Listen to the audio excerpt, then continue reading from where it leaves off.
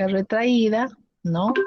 Un mango del martillo generalmente horizontalizado y ausencia de cono luminoso. O vemos una membrana timpánica opaca, engrosada, deslustrada, ¿no? Pues en el examen físico, ¿qué es lo que vamos a observar? Lo que habíamos mencionado, ¿no? Una membrana opaca, en algunos casos de un color amarillento. Generalmente en la costa lo vamos a ver azulado, ¿no? Ligeramente rosada, ¿no? Se encuentra retraída, como podemos observar en estas imágenes de aquí. Vemos después que cuando hacemos la prueba de Valsalva, puede tener una disminución en su movilidad o puede no tener movilidad, ¿no? Y también vamos a poder observar la presencia de bolsillos de retracción, o sea, áreas donde la membrana timpánica está más pegada hacia el promontorio, ¿no? Entonces, en una otitis media serosa, por ejemplo, como esta, vemos múltiples bolsillos de retracción, ¿no? Entonces, hay áreas que están colapsadas, si lo podemos decir así, ¿no? En la membrana timpánica. Y podemos observar que incluso la membrana timpánica se va a unir al yunque, ¿no? Y ahí estamos hablando de un término que es la atelectasia o otitis media adhesiva. Pues, ¿qué vamos a encontrar en nuestro examen de audiometría? Generalmente lo que vamos a encontrar son las complicaciones y las secuelas. Entonces, las complicaciones, eso es una hipoacusia de conducción, hay una separación de la vía aérea con la vía ósea, ¿no? De más de 10 decibeles.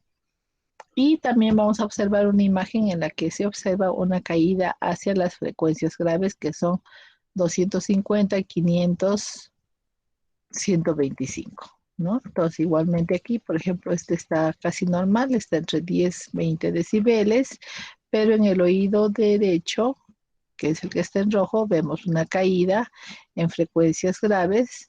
Aquí vemos 250, 500, 1000, ¿no? Y con una separación de la vía ósea con el aire, osteoaérea, ¿no? En este caso de 30 decibeles. Igualmente podemos tener una presbiacusia, como esta caída de acá, pero esto no está horizontal ni está por arriba, sino está igualmente caído en frecuencias graves. Entonces eso nos habla de una otitis media serosa.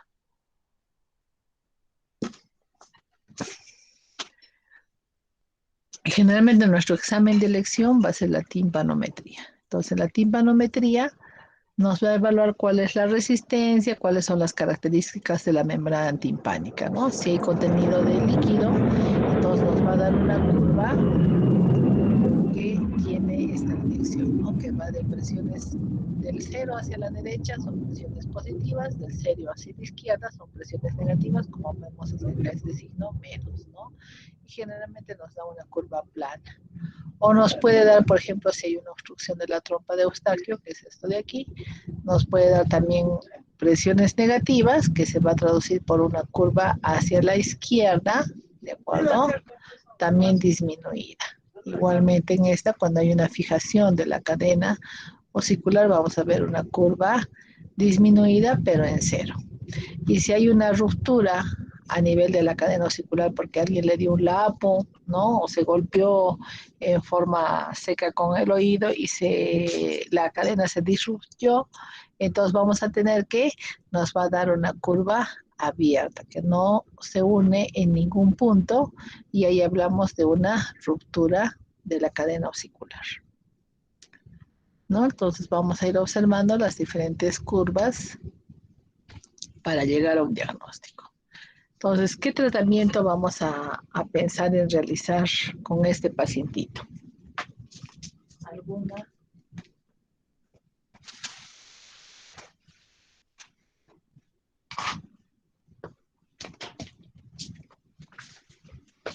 Bueno, si es que hay un proceso infeccioso, lo que vamos a hacer, ¿no? Es inicialmente podemos utilizar un antibiótico. Como primera línea vamos a utilizar la amoxicilina y podemos usar cefazolina, ¿no? Por ejemplo, en Venezuela hace años cuando estaba Hugo Chávez, adquirió toda la producción de una casa que consistía en amoxicilina más ácido clavulánico para evitar la resistencia de las bacterias.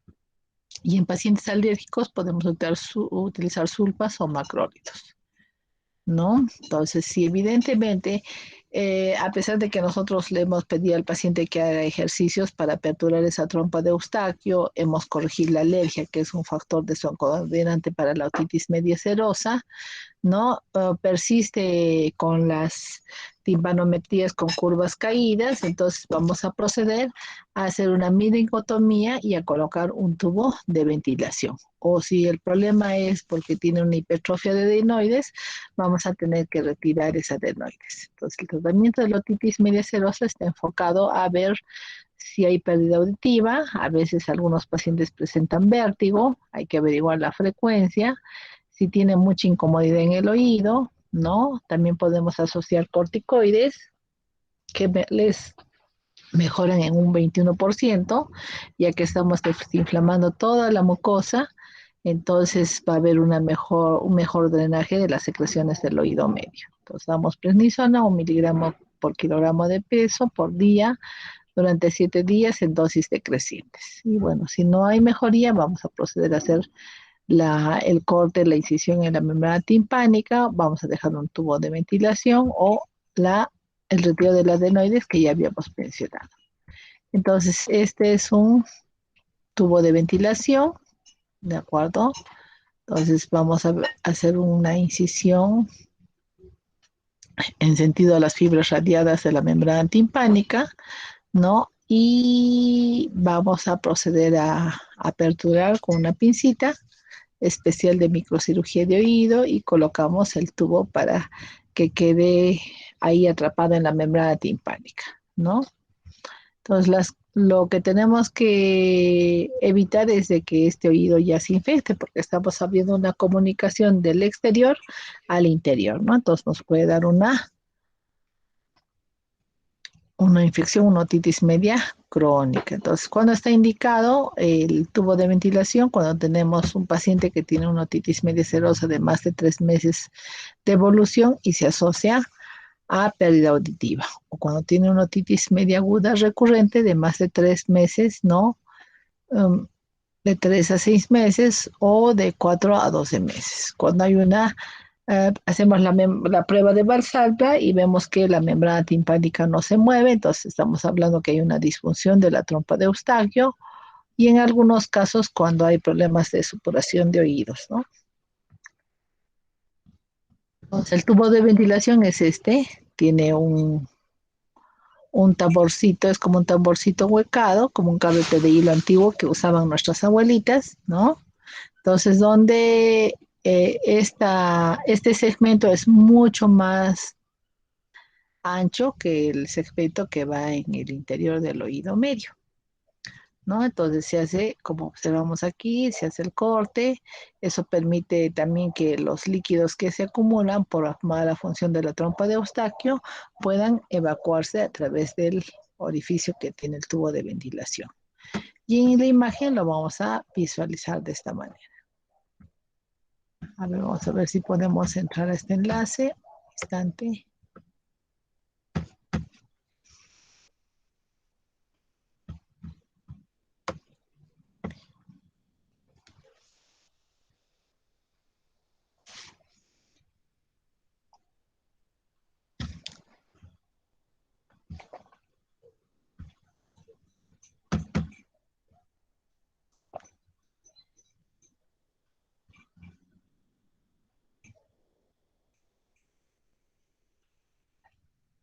¿Comentarios hasta el momento?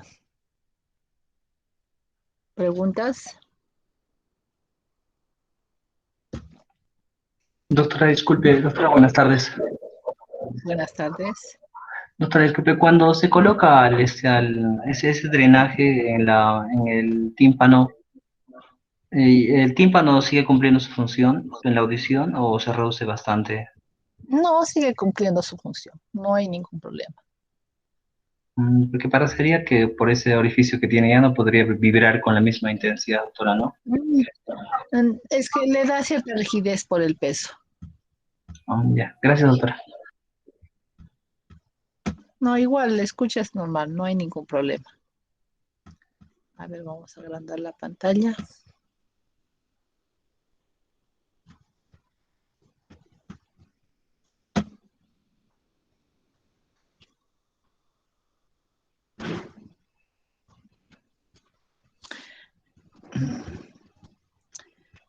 Entonces, como observamos aquí, acá hay contenido del líquido.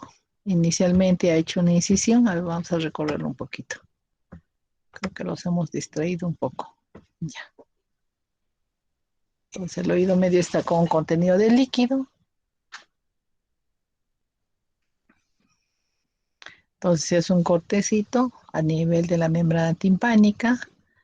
Con el tubo de aspiración se procede a permeabilizar y a aspirar el contenido que hay en el oído medio.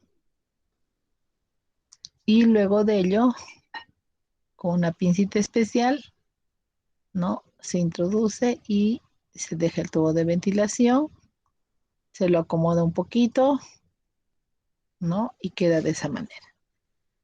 Entonces, como tiene peso, le sigue dando rigidez a la membrana timpánica.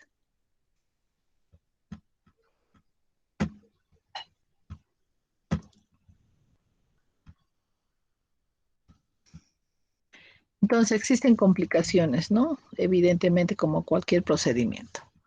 Pueden ser complicaciones intratemporales o extratemporales. Entonces, puede haber una pérdida auditiva porque aquí queda una cicatriz y queda un hueco, ¿no? O puede haber una perforación timpánica donde por algún proceso infeccioso este anillo no se ha fibrosado y no permite que se regenere la membrana timpánica.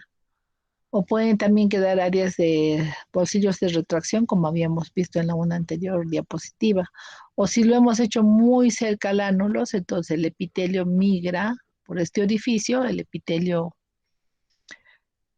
escamoso migra y nos va a formar un colesteatoma. Ahora sí, evidentemente aquí tenemos un proceso infeccioso, nos puede dar una mastoiditis, también puede complicarse como una petrocitis, nos puede dar también una otitis media adhesiva, ¿no? Nos puede formar una membrana engrosada cicatrizal que se conoce como tímpanoesclerosis, ¿no? O a veces por el procedimiento cuando introducimos el aspirador lesionamos la cadena acicular, entonces se puede producir una separación o una fijación de la misma. Y también por maniobras un poco agresivas podemos producir una parálisis facial. A veces forman granulomas, ¿no? O en pacientes inmunocomprometidos vamos a tener que hacer una otitis externa necrotizante. Entonces también existen complicaciones intracraneales, como ser la meningitis, el absceso estradular, el empiema sutural, la encefalitis focalizada, el absceso cerebral, la trombosis del seno lateral y una hidrocefalia óptica. Entonces, cada uno de ellos va a tener una clínica diferente, ¿no? Entonces, vamos a tener que tratar de observar y, bueno, nuestra ayuda es la tomografía, felizmente, que es la que nos va a acortar los tiempos en el diagnóstico. Entonces, generalmente el absceso cerebral nos va a dar una cefalea retroocular, ¿no? La trombosis del seno lateral nos va a dar dolor e inflamación de la punta de la mastoides con fiebre. Y como profilaxis para la otitis media serosa se recomienda el uso de vacunas, sobre todo antineumococo, hemófilos influenza, moraxar catarralis, administrar inmunoglobulinas, ¿no? En pacientes que tienen déficit, ¿no? O se puede también utilizar el xilitol, ¿no? O sustitutos de chicle, ¿no? En el caso del hemófilos influenza, vamos a tratar de inhibir el crecimiento en el caso del neumococo, vamos a tratar de inhibir el crecimiento y la adhesión del neumococo al moco nasofaringio, ¿no? Para reducir estos cuadros de otitis media un 30 a 40%. Entonces, ante una salida del líquido a cualquier edad, si el tímpano no está bombado ni rojo, pero evidentemente hay otalgia, llanto inconsolable, ¿no? Sobre todo un lactante, vamos a hablar de una otitis media aguda confirmada. Si no presenta estas molestias, vamos a pensar en una otitis media aguda probable, ¿no es cierto? Que generalmente va asociado a un catarro agudo de las vías altas. Si el tímpano está bombado y rojo, no. Si no hay esas molestias y el paciente presenta otalgia, llanto inconsolable, sobre todo si es lactante, vamos a tener que pensar en una otitis media probable, pero si no existen esos síntomas, vamos a tener que investigar qué otra cosa puede estar causando esa sintomatología en el paciente, ¿no? Entonces, en el caso de una otitis media aguda probable con un catarro de vías respiratorias altas, tenemos que reevaluar generalmente en 48 horas. Y si vemos la membrana timpánica roja, ¿no es cierto?, abombada, pulsátil, entonces vamos a tener que sí está confirmada nuestra otitis media aguda. Y bueno, vamos a proceder a hacer un tratamiento con antibióticos. Y vemos, mencionamos amoxicilina más ácido clavulámico, analgésico si fuera necesario, ¿no? Hasta su pronta recuperación. Si no responde en 48 horas, ¿no? Vamos a tener que aumentar la dosis o utilizar amoxicilina más ácido clavulámico, ¿no? Y en base a ello vamos a observar si aún, a pesar de los antibióticos que se le hayan dado al paciente, persisten las molestias, entonces vamos a tener que hacer una incisión sobre la membrana timpánica, hacer un exudado de ese cultivo y a proceder evidentemente a hacer el tratamiento de tímpanocentesis. ¿Cuáles son las secuelas? Las secuelas son que queda líquido en el oído medio, que se forma una hipoacusia de conducción, hay una disminución en la percepción del lenguaje, ¿no? Escucha una palabra por otra, trae problemas escolares, alteraciones del desarrollo del habla y del lenguaje también. Como no escucha adecuadamente, entonces va a cambiar aquello. Y generalmente el paciente va a obtener los puntajes más bajos, ¿no?, en sus calificaciones en el colegio. Entonces, lo que va a llevar a un rendimiento escolar deficiente. ¿Cuáles van a ser nuestras medidas de prevención? Una lactancia adecuada. A ver, Hanna, ¿cómo habíamos indicado que tendría que ser una lactancia adecuada?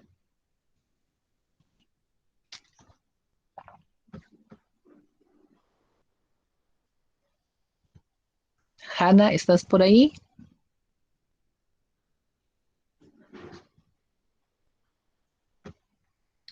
¿O estás sin internet? Hanna, Hanna no Doctor, está. sí, no lo escucho muy bien, perdón. Ya, Hanna, ¿cuáles son nuestras medidas de una lactancia adecuada? O sea, ¿cómo tiene que lactar ese bebé para no hacer una otitis media aguda, que después se complique con una otitis media serosa?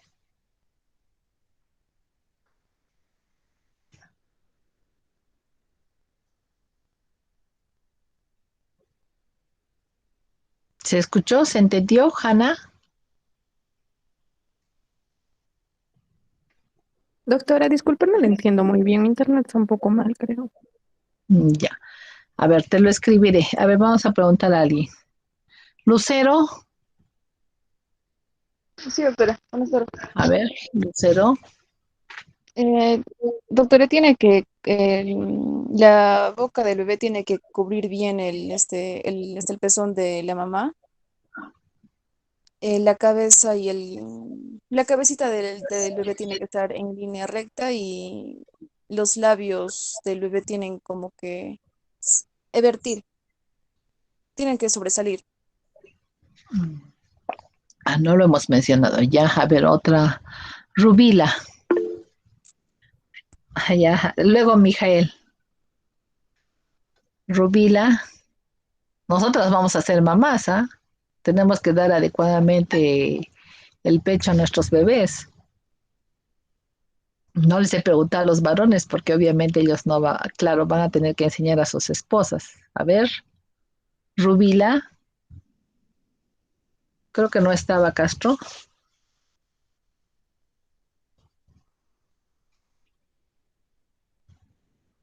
Rubila,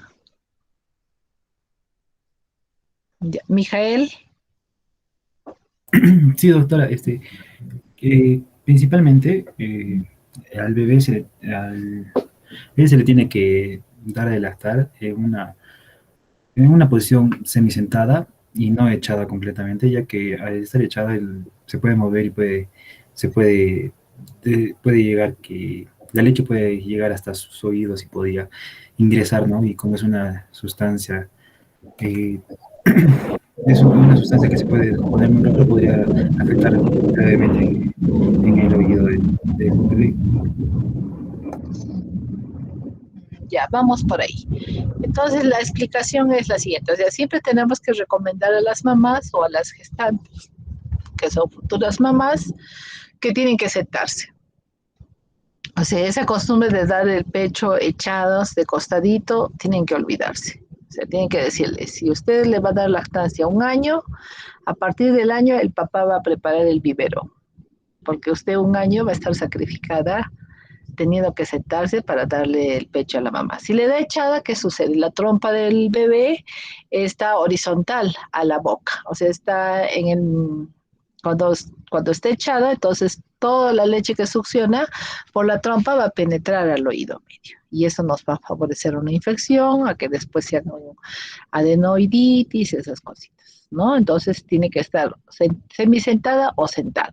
La cabeza del bebé tiene que estar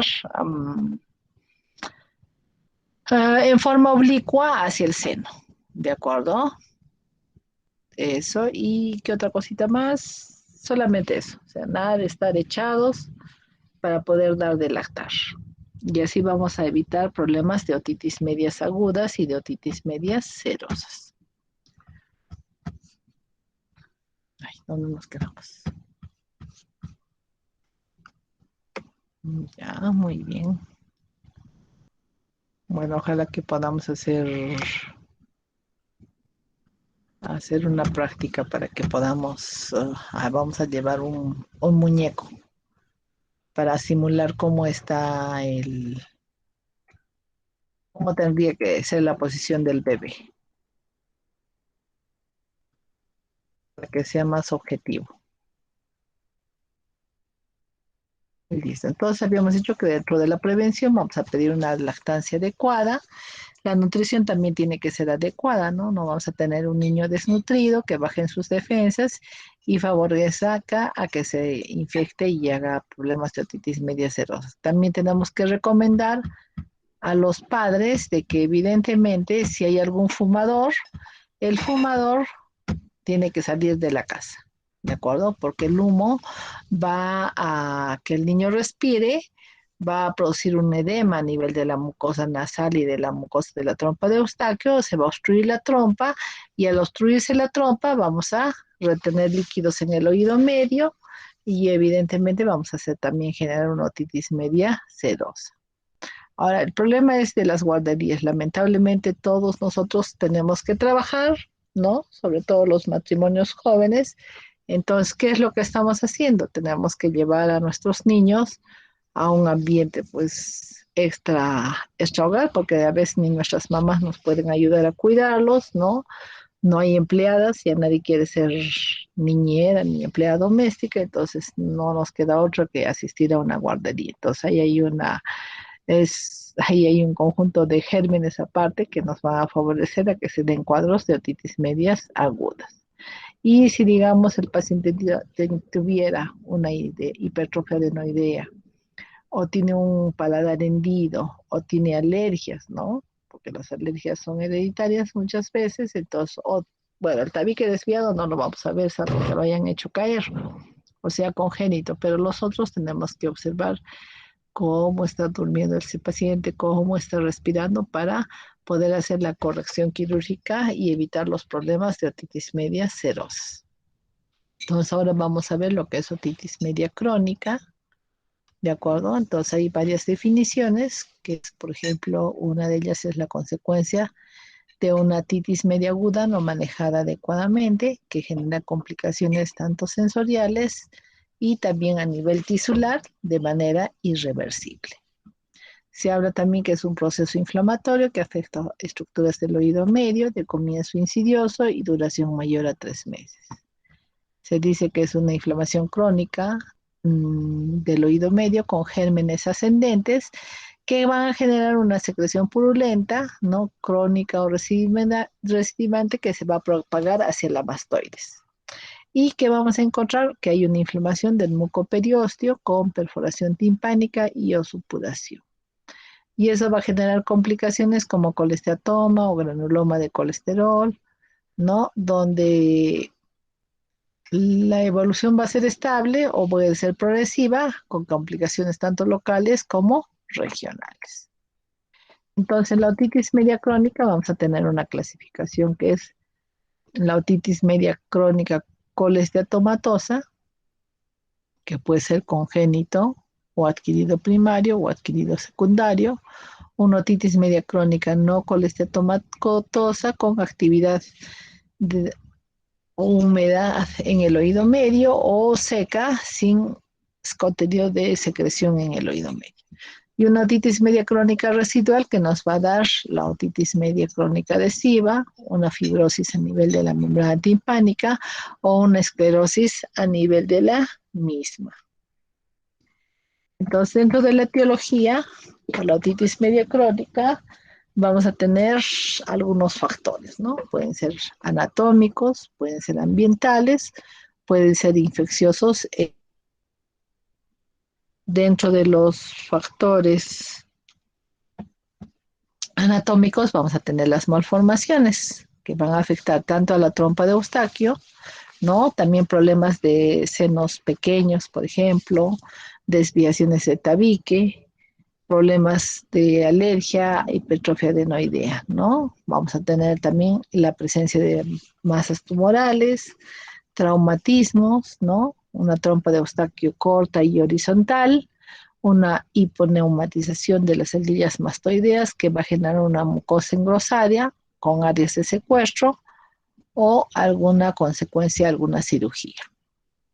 Y dentro de los factores ambientales vamos a tener que generalmente esta generación, pues, y los padres lamentablemente los hemos mal acostumbrado a una alimentación inadecuada, ¿no? Comemos muchos preservantes, comemos mucha comida chatarra, ¿no? No consumimos, mejor dicho, alimentos con bastantes fertilizantes, ¿no? O también hay problemas que hay gente que tiene problemas de desnutrición, ¿no? Existen muchos tóxicos a nivel del medio ambiente, ¿no? Humos de fábricas, humos aquí en Cusco, por ejemplo, de lo que se quema, ¿no? Tenemos que las panaderías son a leña, las pollerías son todas a leña, no son a gas, entonces eso nos va a generar un problema de humo en el medio ambiente. O sea, todos los días nosotros comemos un pan que es el pan huagar o el pan oropesa, que está hecho en hornos de leña, ¿no? Entonces eso va a generar una contaminación ambiental. Y tenemos también los problemas infecciosos, ya sea de vías respiratorias altas o la colonización de algunos gérmenes que los vamos a asociar a lo que es el biofilm. ¿Ya? Entonces también vamos a tener una microbiología de estas otitis, que en el 84% son aerobios, ¿no? Y vamos a tener un porcentaje también de anaerobios. Un 1.7, un 14.20 de flora mixta. También podemos tener la presencia de hongos como la Candida albicans y el Aspergillus.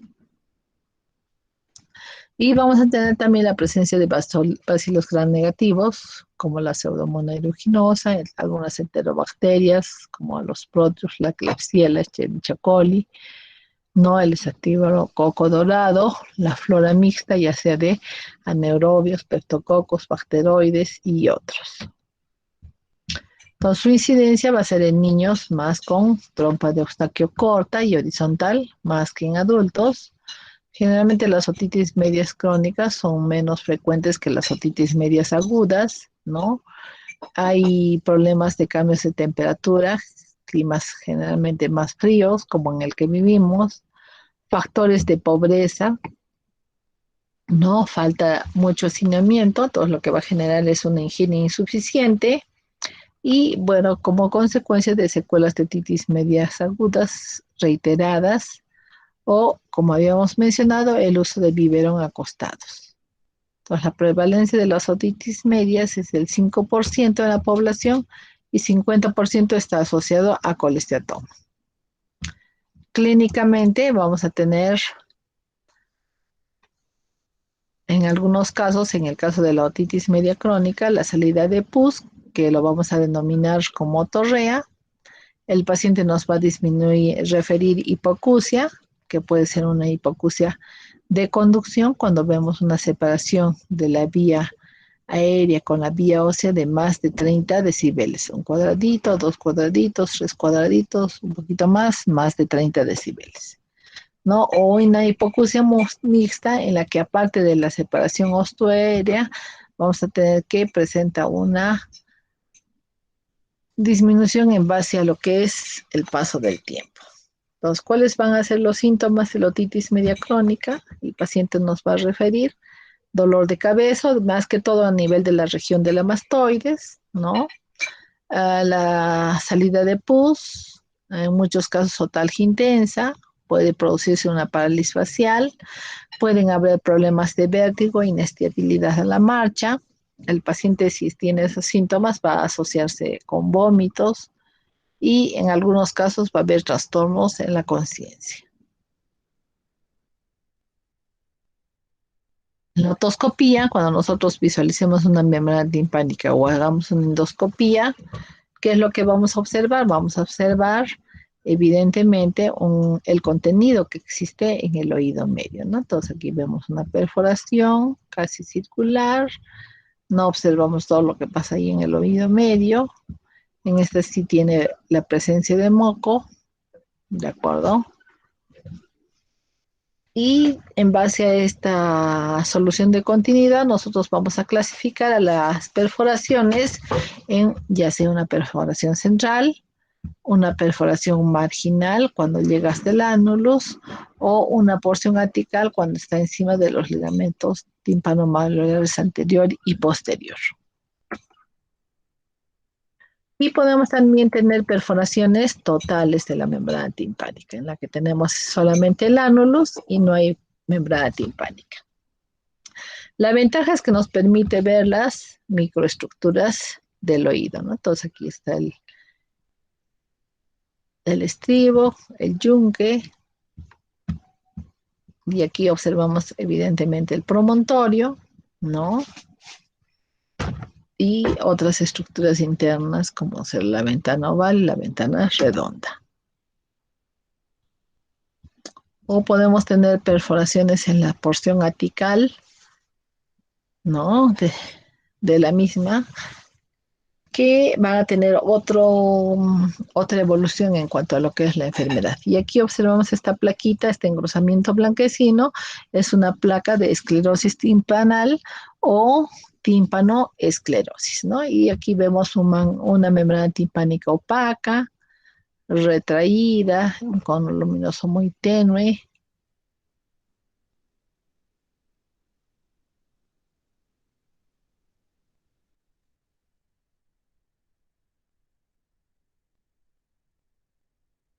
Engrosados por el tiempo que ella ha podido estar ahí. Luego, en esta otra, vemos una perforación de la membrana timpánica que también se pone hiperémico cuando el paciente tiene una infección o está expuesto al agua, ¿no? Aquí, evidentemente, los ligamentos tímpano anterior y posterior conservan la porción superior del epitímpano, no así la inferior. ¿no?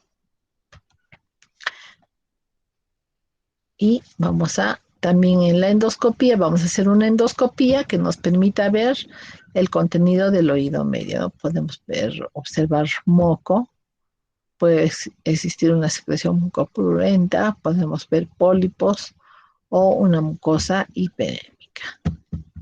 Vamos a ver qué nos abra.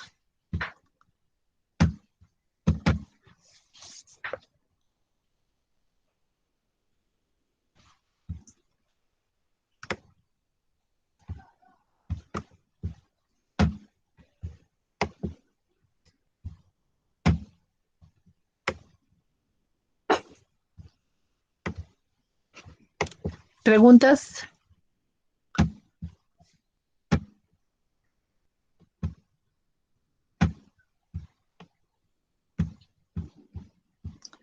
Preguntas.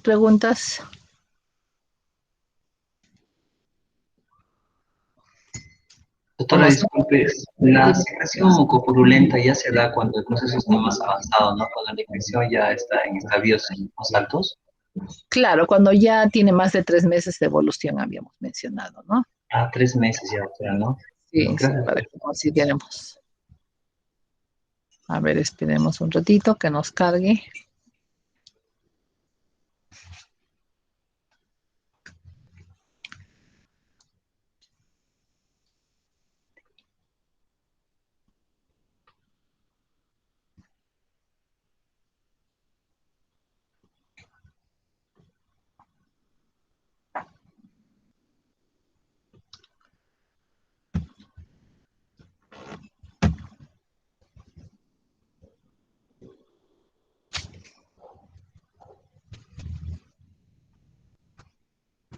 Entonces introducimos el endoscopio y podemos observar al fondo la perforación, ¿no? Vemos un conducto hiperémico, ¿no? Descamativo. Y nos ayuda para poder visualizar. Aparte que por vía endoscópica también ya se hacen las cirugías, ¿no? O sea, ya no es como antes que teníamos que hacer un corte en retroauricular, fresar el hueso temporal, ¿no? Limpiar la zona, preparar para el injerto. Ahora por vía endoscópica, como visualizamos, se decola la membrana timpánica, se decola la membrana timpánica que está adherida al mango del martillo, se coloca el injerto, ¿no? Ahí vemos contenido de líquido probablemente, ¿no? De secreciones en el interior.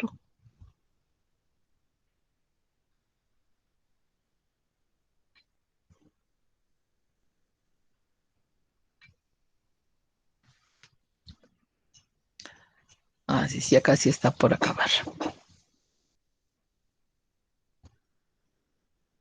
Listo. Aunque eso es de una clínica veterinaria, pero no nos diferenciamos mucho.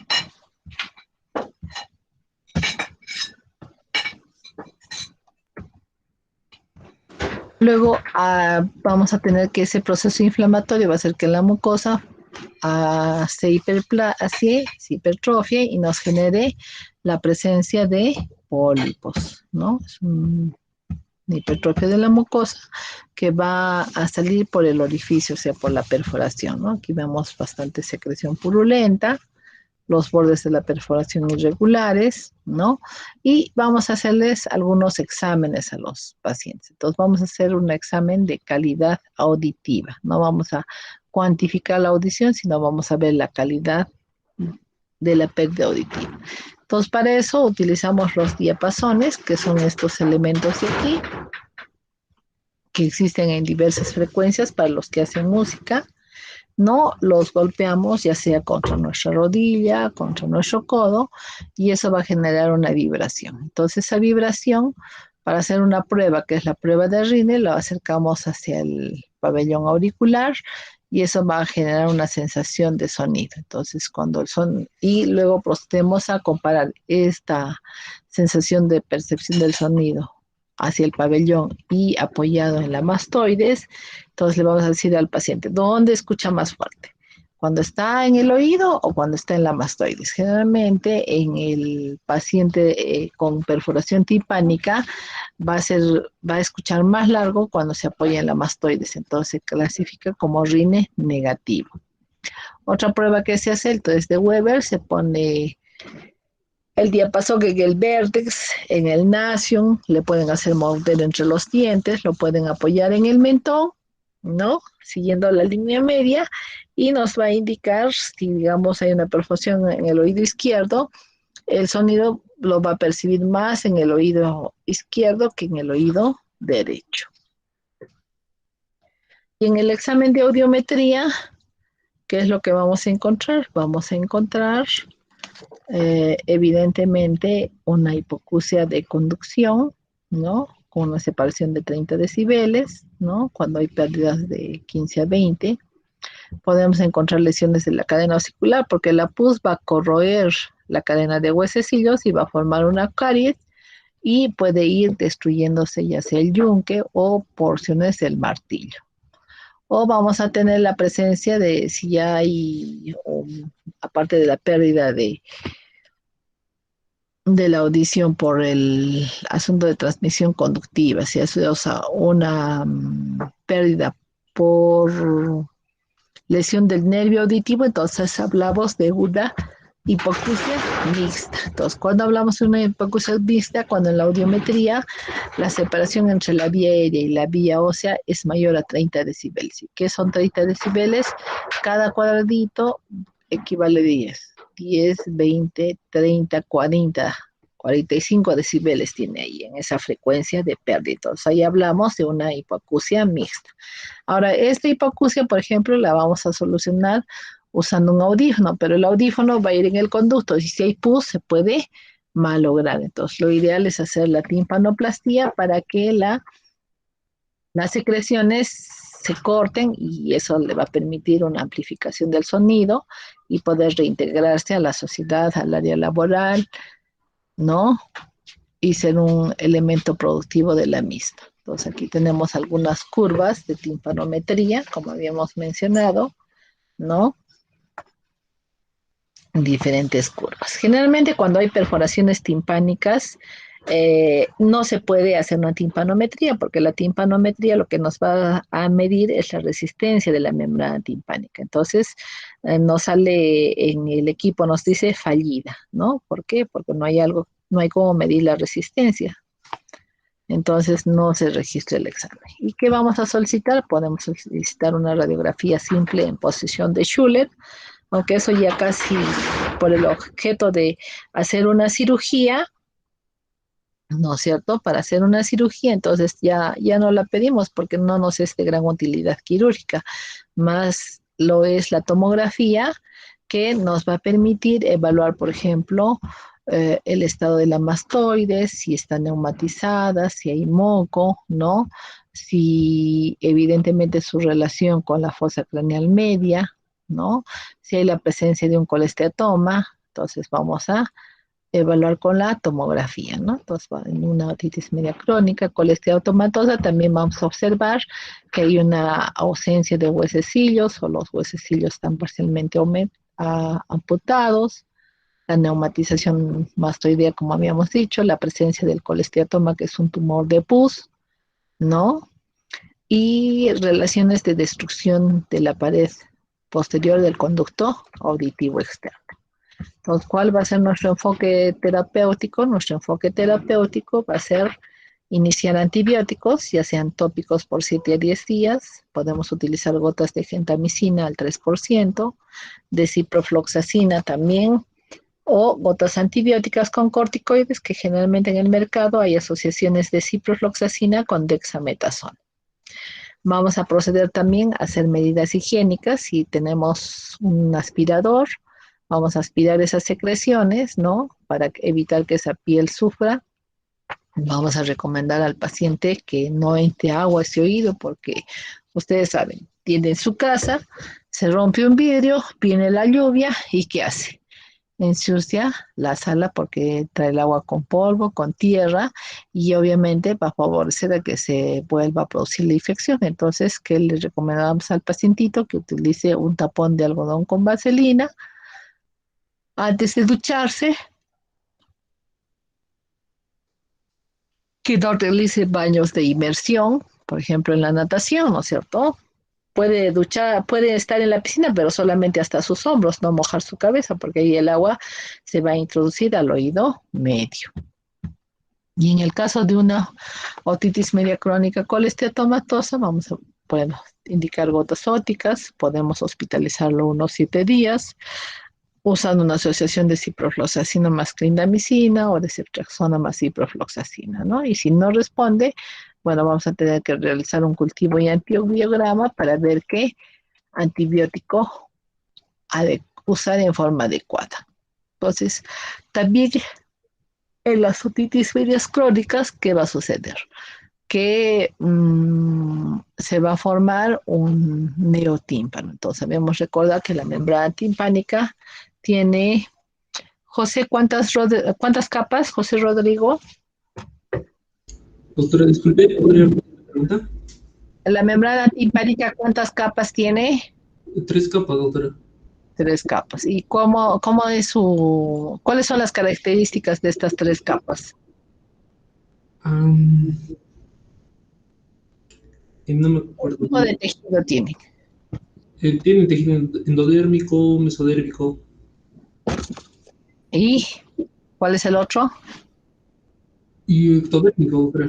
Y ectodérmico. Entonces, cuando hace un neotímpano, normalmente lo que no se regenera es la capa mesodérmica. Entonces, vamos a tener una capa mucosa por dentro que corresponde al endodermo y una capa externa que corresponde al ectodermo. Pero ya es, evidentemente, ahí va a haber menos resistencia, ¿no es cierto? Va a ser más flexible ese neotímpano, entonces en la timpanometría lo vamos a observar. Y como es más traslúcido, o sea, ya no es ligeramente blanquecino nacarado, entonces vamos a poder ver el interior del oído medio. Más si tenemos a mano un microscopio, ¿no? Entonces aquí también tenemos unas áreas de esclerosis timpanal. Aquí existe un cono luminoso muy tenue, ¿de acuerdo? Hay una retracción a nivel de del epitímpano, ¿no? Bueno, otras imágenes de perforaciones timpánicas con amputación del mango del martillo, ¿no? Y cuando se trata de una otitis media crónica con colesteatoma, que es esta formación de aquí, a la otoscopía vamos a observar unas placas escamosas, blanquecinas, perladas, ¿no? Entonces vamos a proceder a hacer una aspiración para tratar de limpiar algo de las semillas mastoideas, o vamos a definir la conducta quirúrgica para extirpar el colesteatoma. Vamos a ya en sala, vamos a poder pensar en reconstruir la cadena osicular, y también vamos a evaluar cómo está la permeabilidad de la trompa de Eustaquio. Por ahí es una trompa fibrosa o una trompa funcionante, entonces nunca va a mejorar de otitis media crónica. Entonces, ¿qué es el colesteatoma? El colesteatoma es la presencia de un tejido, un saco de tejido escamoso, de origen escamoso epitelial, en el oído medio. Puede ser congénito, puede ser adquirido por infecciones a repetición y generalmente va a contener queratina, lípidos, bacterias y va a estar entre un pH de 4.3 a 6.8. Entonces, el colesteatoma congénito es un quiste epitelial que se presenta en cualquier hueso craneal. Es más frecuente en la porción escamosa del temporal y más común en la infancia. Se origina en la 5ª semana de gestación por migración del ectodermo del conducto auditivo externo al oído medio.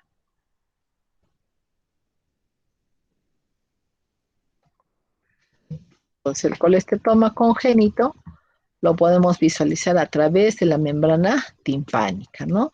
Si se le hace una audiometría al paciente, vamos a observar una hipoacusia conductiva sin antecedentes de traumatismo o de infección en el oído. Entonces, en la otoscopía, ¿qué vamos a observar? Vamos a observar una masa blanquecina detrás de la membrana timpánica. Entonces, ¿qué tenemos que proceder? A retirar el mismo y en un segundo tiempo, si se ha cariado la cadena osicular, hacer una reconstrucción de la cadena osicular. También tenemos el colesteroma adquirido, ¿no? Entonces, se inicia en la porción flácida de la membrana timpánica. Es un crecimiento de epitelio queratinizante, descamado, en forma de matriz, ¿no es cierto?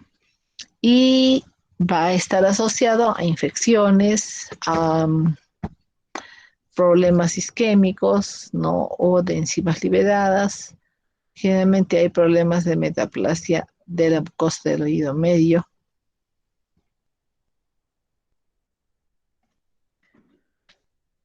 Entonces, lo característico es ver esta imagen de acá, ¿no? Entonces, cuando veo una imagen perlada, media granular, se trata de que es un colesteatoma. Y generalmente también se acompaña de una fetidez impresionante, ¿no?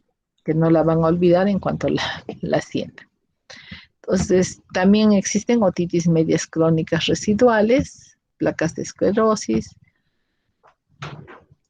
que nos van a generar una perforación en la membrana timpánica. Entonces, ¿qué otras características vamos a observar? Que el mango del martillo va a presentar una horizontalización, placas de esclerosis timpanal, una membrana timpánica en global retraída, ¿no? ¿Y cuál va a ser la fisiopatogenia? Va a ser la que existe un factor de destrucción ósea, ¿no? Aparte que la presión ejercida por el colesteroma va a producir una erosión osteoclástica, también existe un factor de crecimiento que va a favorecer la descamación de queratina en el saco, ¿no? Y ese incremento de las bacterias, ¿no? Por acción de la destrucción del tejido óseo. Y en el 70-80% de los pacientes vamos a encontrar diverso grado de destrucción de la cadena osicular, ya sea a nivel del yunque o del mango del martillo. Y en la evolución, progresivamente se va a producir una destrucción de la mastoides, ¿no? Del oído medio, de la pared posterior del conducto auditivo externo, un colesteroma adquirido, iatrogénico.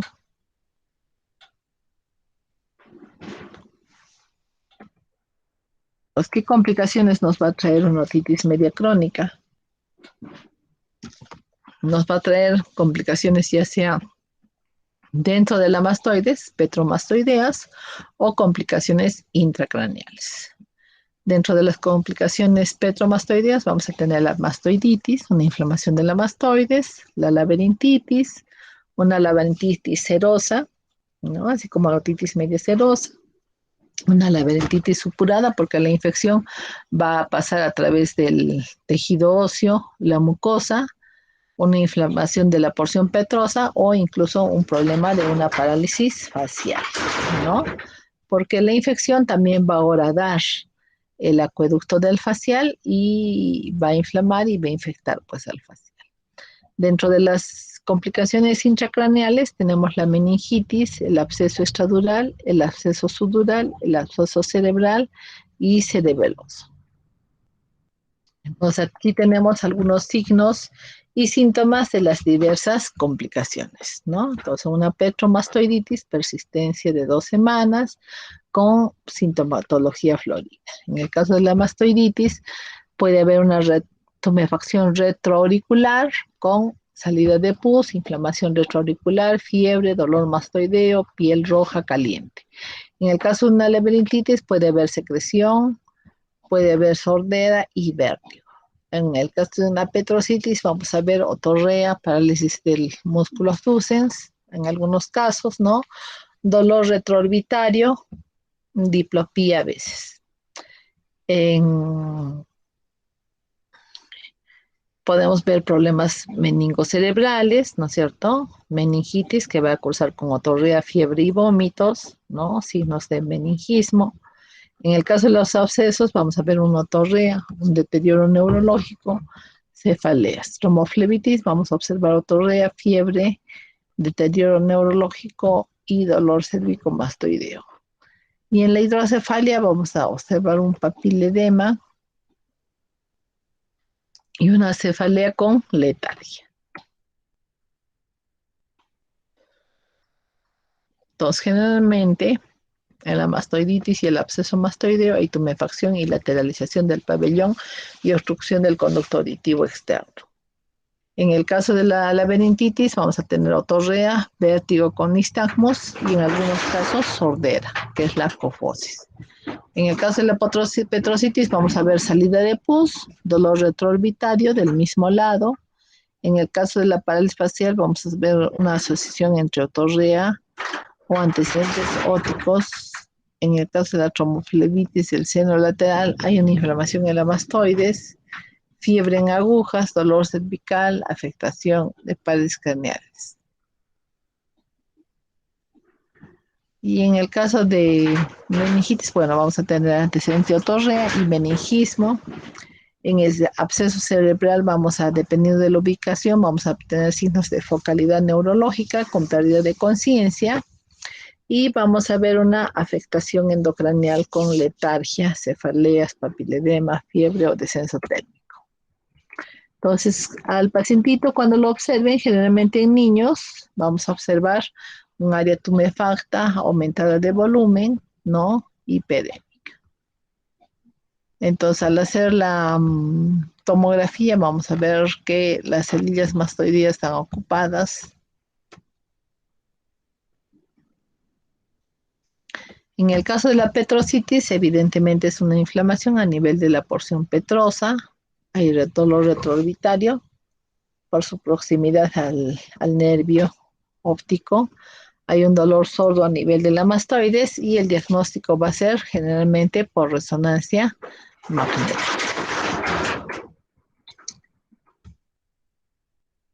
Luego las pruebas diagnósticas complementarias evidentemente van a ser en la mastoiditis, vamos a solicitar, y en la laberintitis, así como en la petrositis, vamos a solicitar una tomografía computarizada, tanto axial, coronal y sagital de mastoides.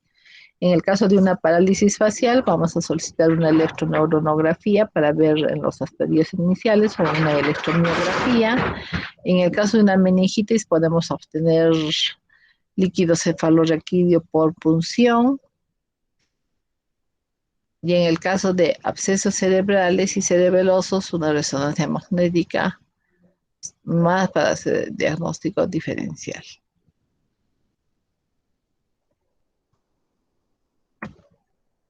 Entonces, ¿cómo vamos a solucionar estas perforaciones timpánicas?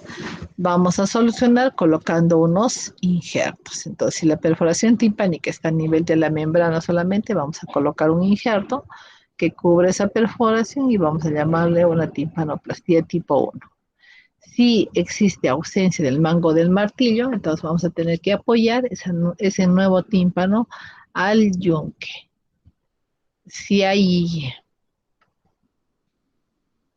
una ausencia de la cadena osicular, ¿no? Entonces tenemos una timpanoplastía de tipo 3, entonces la membrana timpánica va a quedar abombada hacia adentro, ¿no? Y con un único soporte que es el estribo.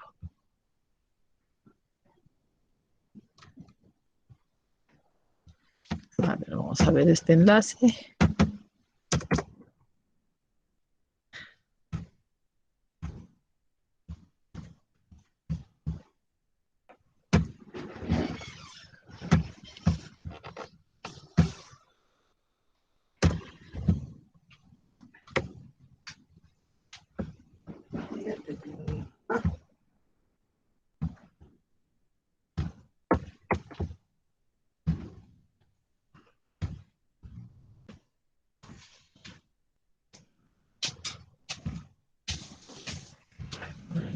El puntero.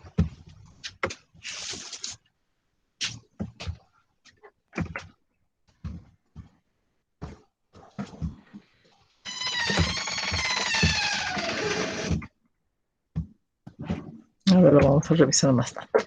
Entonces, generalmente cuando hay problemas de que se ha cariado la cadena de huesecillo, bueno, ya han creado ciertas prótesis, ¿no? Para reemplazo de la cadena auricular, ya sea del martillo o del yunque, con diversa forma y diverso tamaño, ¿no? Entonces, aparte de colocar un injerto a nivel de la membrana timpánica, también se hace una reconstrucción de la cadena auricular. Y otra patología del oído medio es la tuberculosis. Entonces, generalmente la tuberculosis se va a presentar en personas menores de 12 años, ya sea una tuberculosis primaria o secundaria, ¿no? Y siempre hay que revisar el antecedente epidemiológico, ¿no? Ver si se trata de una diseminación hematógena o linfática por vía de la trompa de Eustaquio. Generalmente no va con dolor, sí con otorrea continua. Puede acompañarse de parálisis facial e hipoacusia, ¿no? Al examen vamos a observar característicamente múltiples perforaciones timpánicas.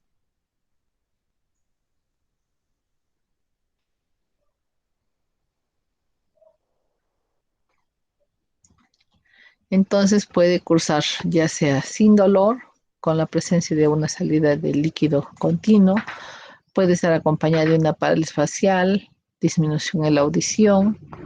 Al examen vamos a observar que está perforado, así que hay que preguntar si es que existen esos antecedentes. Laboratorialmente lo que vamos a hacer es ver qué tipo de inflamación es, ¿no? Podemos solicitar cultivos, ¿no? Que generalmente son negativos, y como gol estándar vamos a utilizar la tinción Ciel-Nielsen, que nos va a dar el diagnóstico. El diagnóstico diferencial lo vamos a hacer con el colesteatoma, con la sífilis, con la sarcoidosis, con un pólipo de granulación, con el Wegener y con la osteoplasmosis. Pues nuestro siguiente tema es la otoesclerosis. ¿Qué entendemos por otoesclerosis, Tatiana?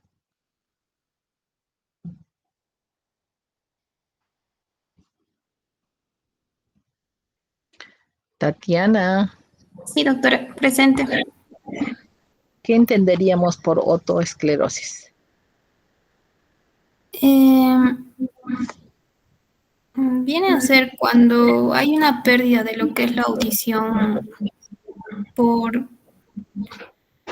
debido a que el oído no puede amplificar lo que son los sonidos, doctora. Bueno, generalmente la pérdida auditiva nos va a dar pues una disminución en la amplificación de los sonidos, ¿no? Pero la otoesclerosis está en relación al estribo, ¿de acuerdo? Y a la platina. Entonces, un proceso osteodistrófico de la capa media endocondral, de la cápsula del laberinto, puede tener focos de neoformación ósea, que se dan en dos fases. Una fase de otoespongiosis, que es la fase activa, donde hay un hueso muy vascularizado, o una fase de otoesclerosis, que es la fase final inactiva con formación de hueso mineralizado. El 80% de los pacientes va a cursar con una fijación de la platina, ¿no? Y un 1, 2 o 3, 4%, 1% es asintomático, o sea, no presenta síntomas, y generalmente este cuadro se va a presentar en la segunda, tercera o cuarta década de la vida. Tiene un carácter autosómico dominante, hereditario, ¿no? Y el 10% se presentan en personas de raza blanca, más en mujeres, en una relación de 2:1. Nos recordemos que en la cuarta semana del desarrollo, la cápsula óptica va a ser rodeada y se va a formar la vesícula óptica. Entonces, en la octava semana, el marco cartilaginoso va a darle un recubrimiento, y en la semana 16 ya va a haber una diferenciación total. Entonces, clínicamente existe una hipoacusia conductiva, ¿no? Que después con el tiempo va a evolucionar a una hipoacusia sensorio-neural. Nos puede dar un componente vestibular con vértigo. Esta hipoacusia conductiva es lenta, progresiva, asimétrica, más en tonos graves, ¿no? Y generalmente va a incrementarse en el embarazo porque se van a producir fluctuaciones, ¿no? Donde haya periodos de mayor hipoacusia. Porque en esta etapa, obviamente, nuestro organismo, el de las mujeres, está pues en producción al 100%, ¿no? Y clínicamente, ¿qué es lo que vamos a tener? Vamos a tener que los pacientes nos van a referir la sensación de un sonido en el oído, que puede ser un acúfeno bilateral en el 80% o puede ser unilateral en el 20%. Pueden tener mareos, vértigos en un 10 a 20%. El paciente va a referir dos fenómenos. Uno, que es la paracusia de Willis, donde va a observar que escucha mejor en un ambiente ruidoso. Normalmente un abuelito, cuando hay mucha gente, no escucha bien, entonces se aísla, se sale de esa habitación y se va a estar solito en algún lado. Vemos que el paciente refiere que escucha mejor en un ambiente ruidoso. Y la paracusia de Weber es que siente que le resuena su voz y oye peor cuando mastica.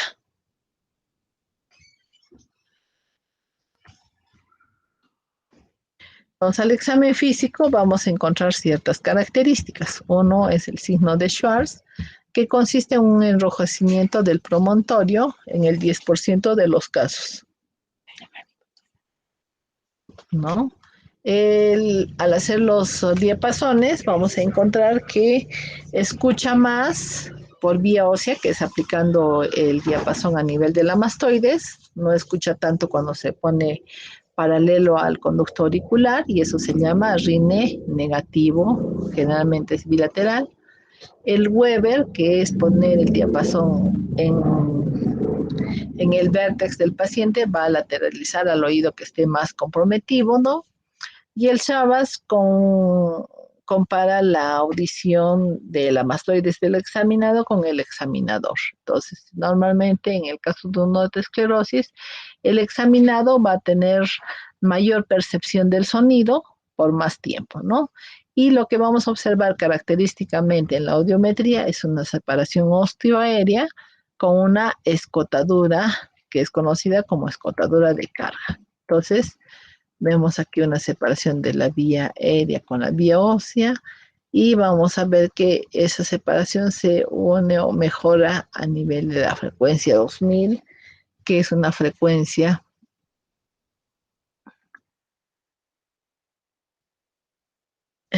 grave, perdón, aguda, que es una frecuencia que está en el área de la palabra.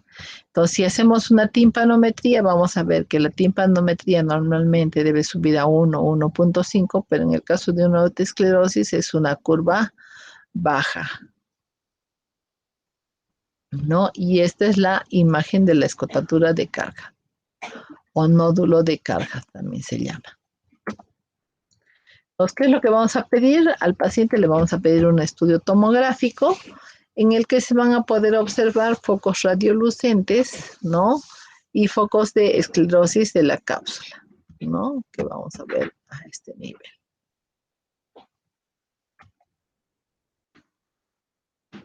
Vemos aquí un engrosamiento, aquí otro, la platina. Cuando esa separación osteoaérea es mayor a 30 decibeles, vamos a hablar de, podemos utilizar un tratamiento médico, que es la aplicación de fluoruro sódico o fluoruro de calcio, ¿no? Que nos va a ayudar a frenar esta evolución, o podemos proceder directamente a la cirugía, que consiste en retirar el estribo y dejando solamente la platina sujetado al yunque mediante un alambrito que permita transmitir el sonido. O también se puede hacer un corte de la platina, que es la estapedotomía. Generalmente el paciente va a requerir de audífonos, ya sean uniobilaterales, de acuerdo al grado de pérdida.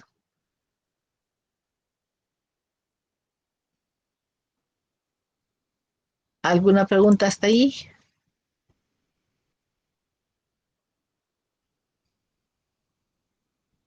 ¿Preguntas?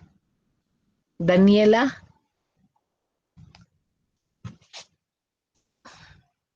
Daniela.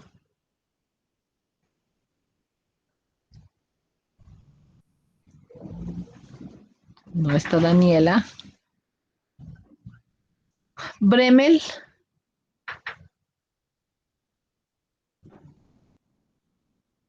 Doctora, buenas tardes.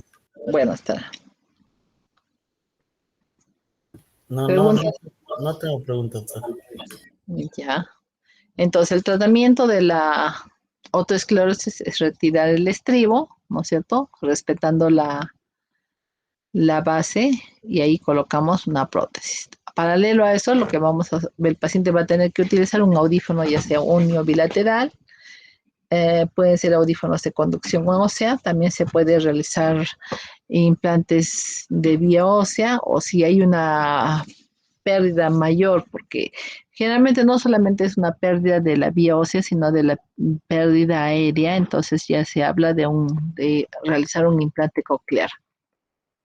Entonces existen, estas son las prótesis, ¿no? Algún tipo de ellas. Existen complicaciones intraoperatorias, como ser el sangrado, que se lesione la arteria estapedial, que se lesione el nervio facial, ¿no es cierto? Que se fracture el luxo yunque, ¿no?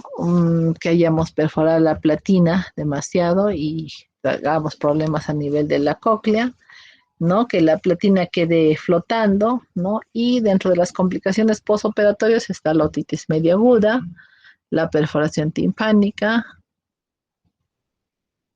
una prótesis desplazada, una erosión del yunque y la presencia de hipoacusia sensorio-neural, vértigo y tinnitus, generalmente son los problemas postoperatorios.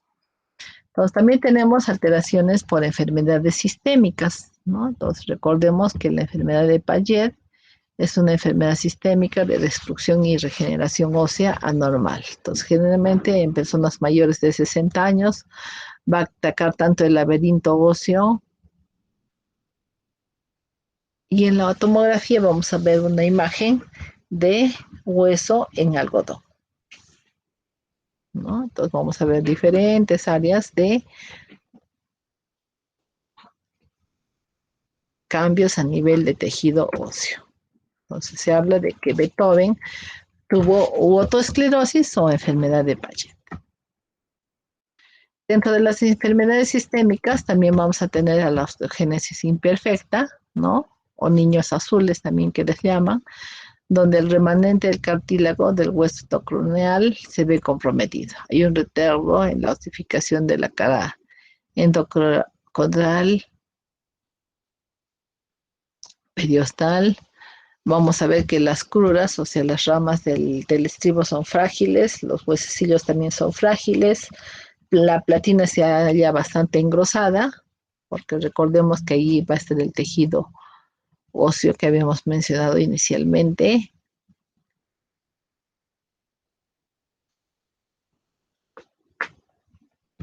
Entonces, generalmente, clínicamente, los niños tienen escleras azules, tienen sordera, tienen alteraciones dentarias, presentan fracturas espontáneas, la mucosa del oído medio se ve hipoplásica e hiperémica, el tratamiento son las estapedostomías, por lo que se puede utilizar el láser para colocar las prótesis y tenemos que realizar una buena historia clínica. Entonces, en la osteogénesis imperfecta vamos a ver al paciente pues con sus escleras azules, ¿no? En la tomografía vamos a ver una imagen radiolucente alrededor de la cóclea generalmente. Y también tenemos problemas de osteopetrositis, que son cambios degenerativos a nivel de la porción petrosa del temporal.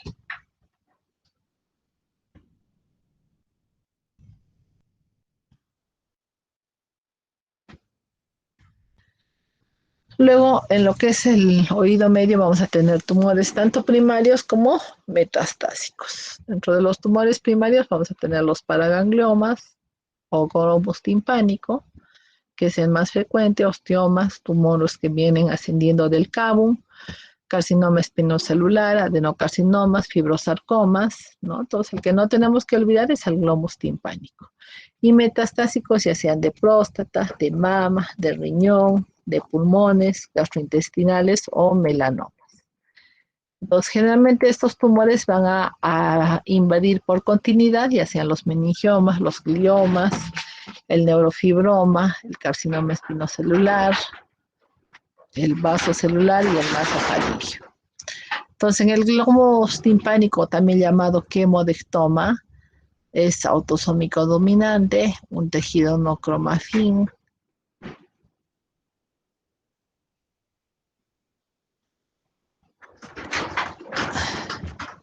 Generalmente más frecuente en el sexo masculino en el sexo femenino que en el masculino, ¿no? Son mujeres entre 50 y 60 años. Nos van a referir a un acúfeno pulsátil, ¿no? Con una hipoacusia conductiva, con un abombamiento de la membrana timpánica, una imagen rojiza en el oído medio y en algunos casos la salida de sangre. Entonces el tratamiento va a estar enfocado a lo que es la embolización y la radioterapia. El diagnóstico diferencial lo tenemos que hacer con una otitis media serosa, con granuloma de colesterol, con hemotímpano idiopático. Vamos a tener una arteria carótida interna aberrante, no un bulbo yugular dehiscente o alguna malformación arteriovenosa. Otro tumor benigno es el osteoma, que es dependiente de tejido óseo, que generalmente es unilateral único. La cirugía es de acuerdo a su evolución y sintomatología. Y también vas a tener el carcinoma epidermoide, que generalmente se presenta en el límite entre el conducto auditivo externo y el oído medio. Está más frecuentemente en ancianos. Manifiesta una otalgia y otorrea con parálisis facial. Se puede hacer una petrosectomía total más radioterapia y el pronóstico es reservado. ¿Preguntas hasta ahí?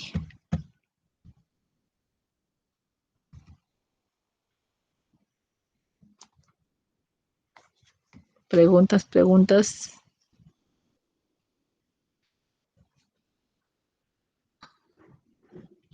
Preguntas de diagnóstico. A ver.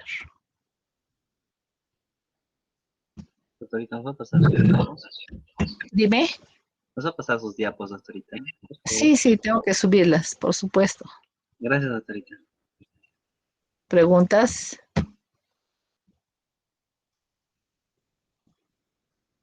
Generalmente lo que más, con mayor frecuencia, bueno, vamos a ver otitis medias agudas y otitis medias crónicas.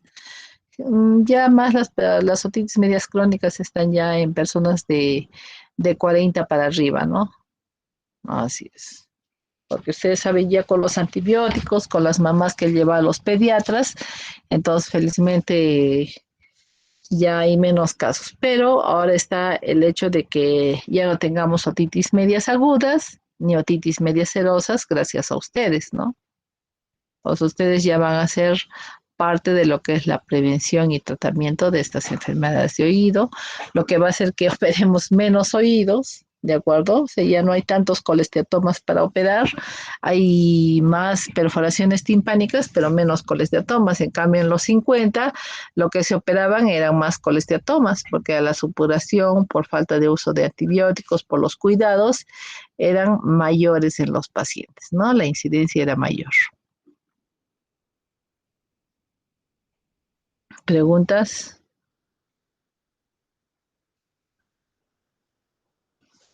¿No hay preguntas?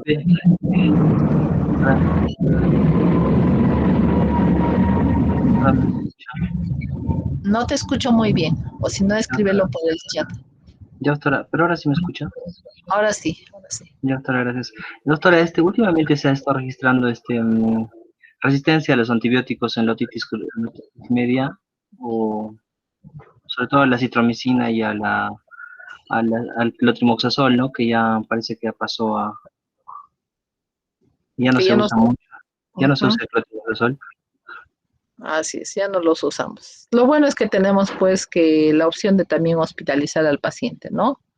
Entonces ahí le podemos dar ceftriaxona más clindamicina, ceftriaxona más ciprofloxacina, ¿no? Y eso en 7 días ya está mucho mejor el pacientito.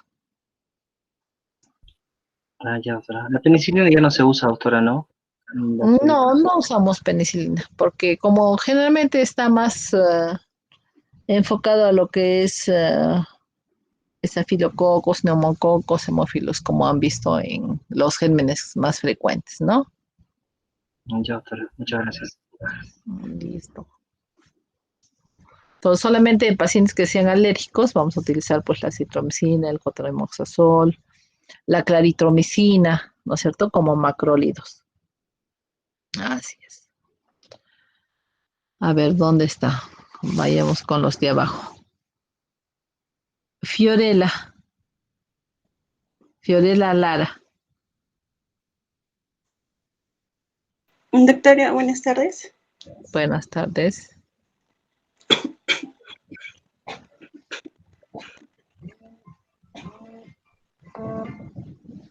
Dime, Fiorella, algo del tema que se grabó que no quedó o que sí quedó.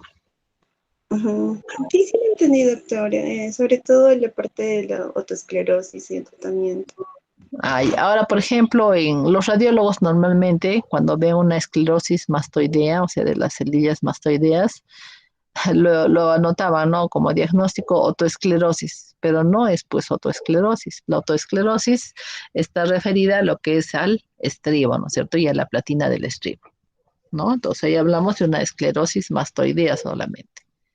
Eso tienen que tener presentes, porque a veces el paciente le pides una tomografía y muchas veces cuando no conoces mucho el área, entonces ¿qué haces? Vas y ves el informe, ¿no? Entonces te puede dar a confusión, confundir al paciente y bueno, vamos a estar en conflictos entre lo que dijo el médico que lo vio inicialmente y el otorrino que le está diciendo que el problema es otro, ¿no? Entonces, ¿cuál era lo característico en la audiometría, Fiorella, de la autoesclerosis?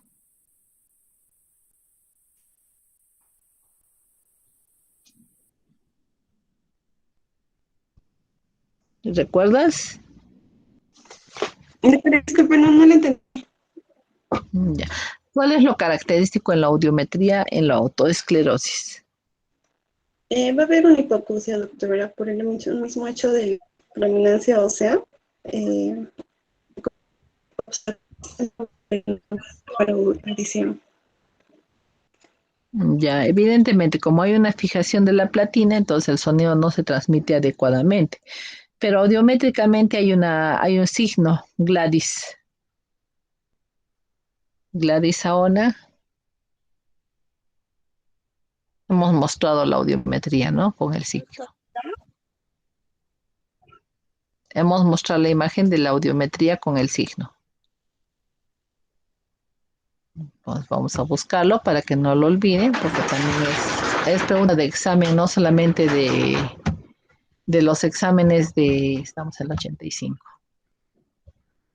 Tenemos que avanzar entonces. No solamente en los exámenes de otorrino, sino en los exámenes de residencia médica. No estamos ahí en otra. Hemos ido muy atrás. A ver, alguien que se acuerde qué es lo que mencionamos. Doctora, lo que se ve más que nada es una hipoacusia y el gap del escotoma de Carhart. Exacto, es el escotoma de carga, ¿no? O sea, ese escotoma es... Estoy buscando este. Esta es una conductiva.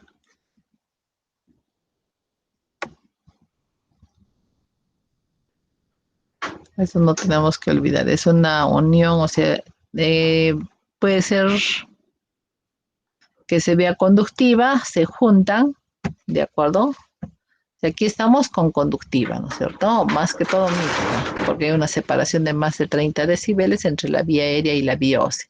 Pero en la frecuencia 2000 se juntan, ¿de acuerdo? Y se pueden separar nuevamente, como vemos acá, ¿no? Entonces eso es lo que le llaman la escotadura de carga, ¿no? Que generalmente en la frecuencia 4000 se unen ambos, tanto la vía aérea con la vía ósea, y en lo demás están separados. Claro que a medida que va avanzando la enfermedad, ya se hace una hipoacusia de percepción y ya no una hipoacusia de conducción. ¿Alguien puede explicarme aquello? Para que aclaremos a sus compañeros.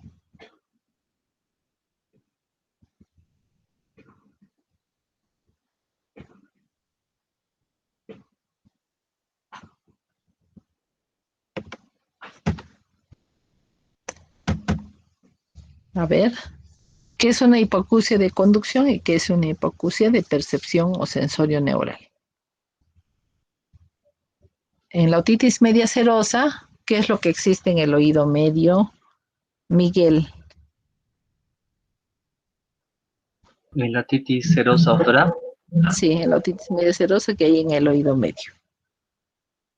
hay acumulación de líquido purulento, doctora.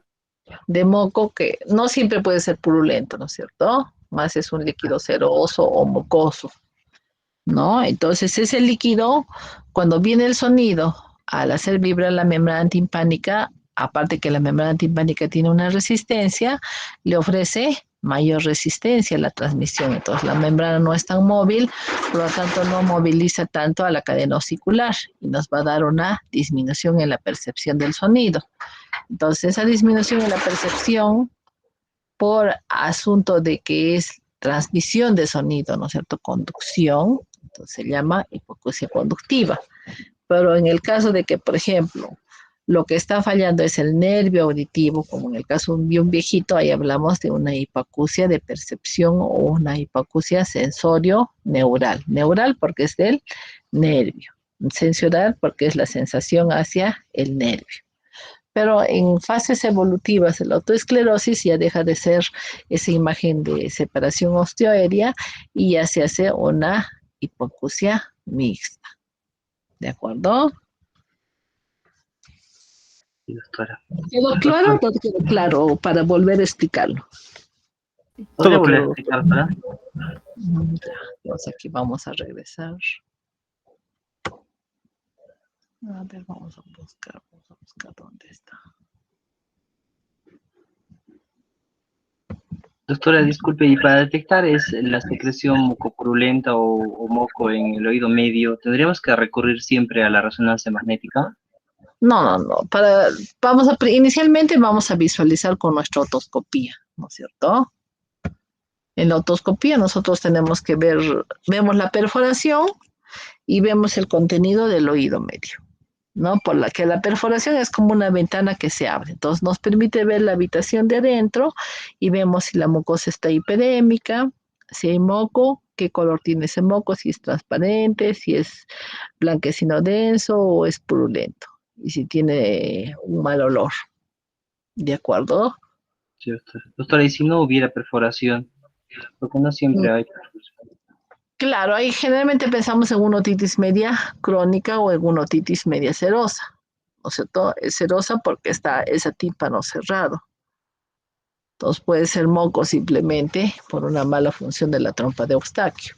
Entonces todavía, como vemos en la autoesclerosis, como el estribo es parte de la cadena, entonces el sonido, porque esto está fijado en las cruras, sobre todo en la crura anterior, ¿no? Que es la que hace el proceso degenerativo del hueso. Entonces no hay una buena movilidad y eso nos genera una hipoacusia de conducción, que es esta de acá, que aquí es conducción y aquí es mixta porque tiene 10, 20, 30, 40, 45 decibeles de separación entre la vía aérea y la vía ósea. Pero a medida que pase el tiempo, entonces esto empieza a bajar y esta vía ósea también empieza a bajar. Entonces, de ser conductiva, nos pasa a una hipoacusia sensorio-neural y en el paciente va adicionalmente a producirle tinnitus. Entonces, ese tinnitus nos va a decir también que hay un problema a nivel del nervio. Entonces, por eso se llama sensorio de lo que se siente y neural porque ataca al nervio. Entonces, eso lo vamos a ver un poquito más con los pacientes ancianitos en las presbiacusias. ¿Pero quedó más o menos claro? Para que no lo olviden. para que den su examen de residencia adecuadamente. Sí, doctora, gracias. Ok. Entonces luego pasaríamos a la parte de radiología.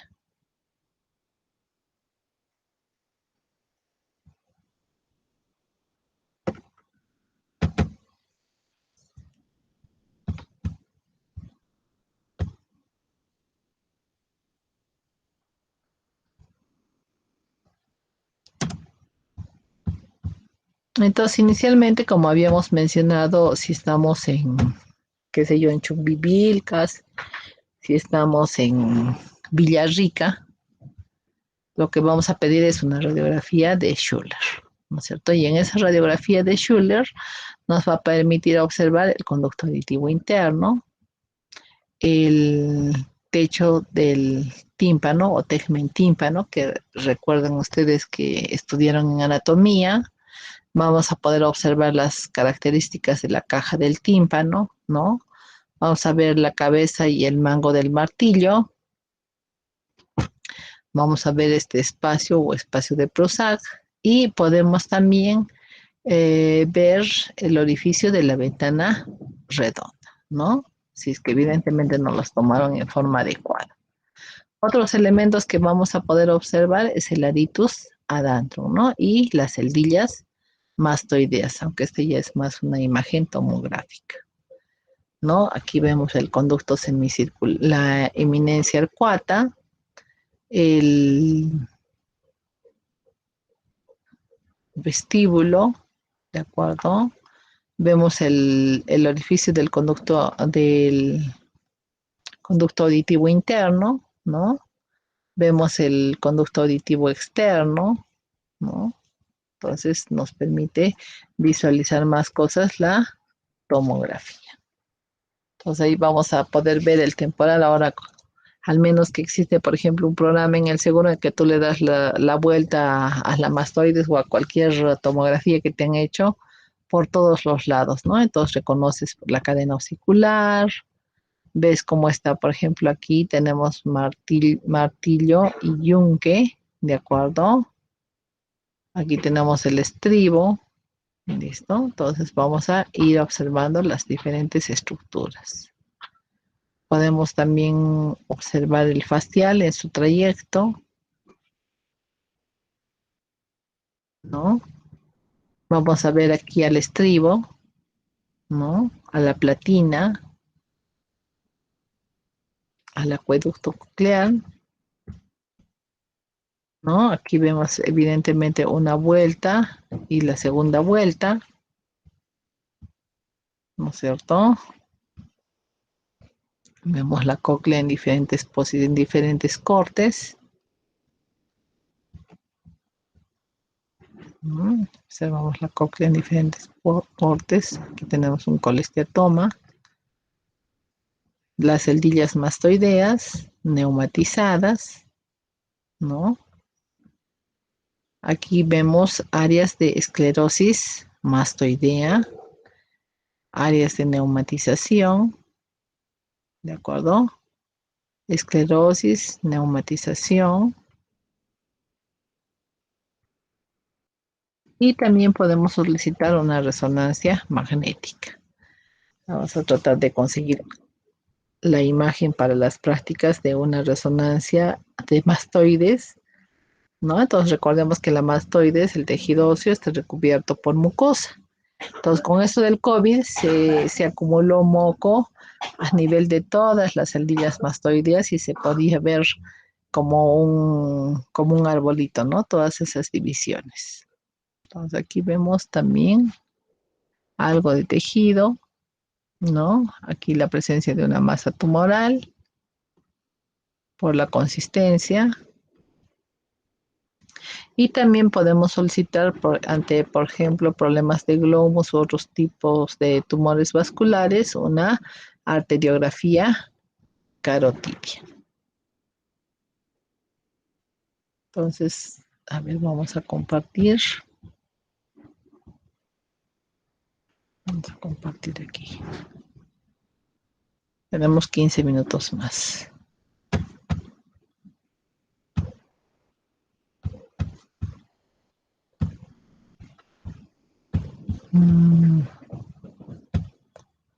¿Dónde está nuestro candadito?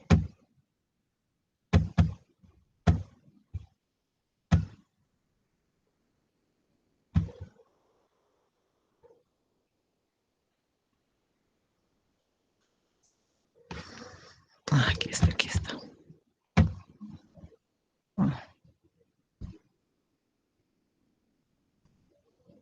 Espero que nos permita acceder.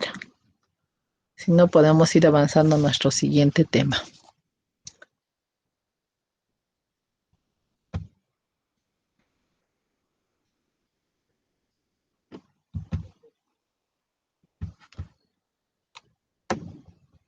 ¿Preguntas?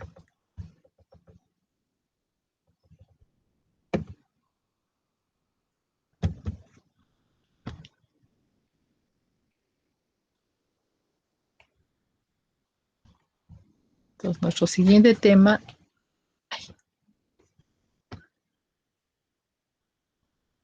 es enfermedades del oído interno. Y lo que tenemos que recordar son ciertas definiciones.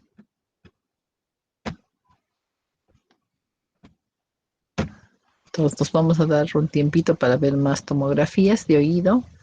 Entonces, normalmente, ¿a qué denominamos normacusia? A la capacidad de discriminar cualquier sonido del habla, ¿no? Ya sea sonido o al habla, ¿no? Entonces, la combinación de ellos le llamamos normacusia. Generalmente la audición en el ser humano va de 0 a 140 decibeles de intensidad, que es lo que vemos en la audiometría, ¿de acuerdo? Y va de un rango que es de 20 Hz a 2000 Hz. Entonces, la disminución de la capacidad auditiva, ya sea por problemas funcionales, va a tener diferentes grados, entonces eso le vamos a llamar hipoacusia. Y puede ser clasificada en forma de cantidad. Vamos a ver qué tanto perdió la audición, generalmente con una audiometría. Al hacer el estudio vamos a poder determinar dónde se ha producido la lesión, también. Podemos hacer un diagnóstico topográfico, también podríamos hacer un diagnóstico de la etiología y vamos también a medir la comprensión del lenguaje, que es la pérdida de locución o locutiva.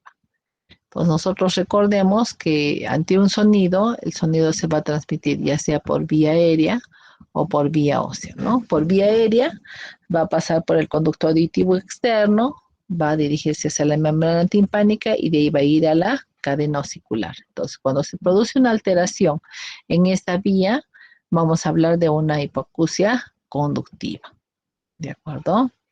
Ahora, si la lesión afecta al órgano de Corti, al nervio o al sistema nervioso central, entonces vamos a hablar de una hipoacusia sensorio-neural, porque lo que se está afectando es la vía auditiva,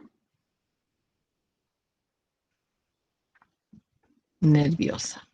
Entonces el sonido también se va a transmitir por vía ósea, donde se va a producir una vibración a nivel del tejido óseo y también va a llevar el sonido hacia el órgano de Corti, hacia el nervio coclear y al sistema nervioso. Entonces, para hacer un examen o un estudio de lo que es audición, nosotros vamos a utilizar la audiometría y la audiometría va a tener cierta simbología, ¿no? Esa simbología va a estar esquematizada por esta figura, que es el monigote de Fowler, que es el que creó la simbología, donde tenemos que hay una diferenciación entre el ojo derecho y el ojo izquierdo. Entonces el derecho se simbolizó con un círculo y un signo menor, ¿no es cierto?, pintados en rojo, ¿no?, que nos habla de vía aérea, el círculo, y vía ósea,